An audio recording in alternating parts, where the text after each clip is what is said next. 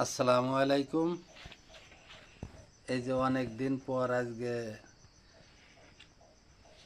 আলোর মাছ মারতে গেলাম। আলহামদুলিল্লাহ, এই যে এখানে আছে টাকি মাছ, এখানে আছে কই, শিং, আর এখানে আছে শোল মাছ। এবং এইটা হলো আমাদের হাতিয়ার। এই এই হাতিয়ার দিয়ে আমরা রাত্রে মাছ মারছি,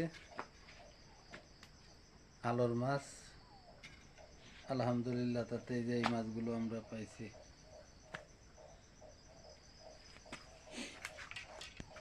এই আলোর মাছ অন্য কোথাও পাওয়া যায় কিনা বা অন্যদিকে এই মাছগুলো মারে কিনা আমি জানি না সঠিকভাবে।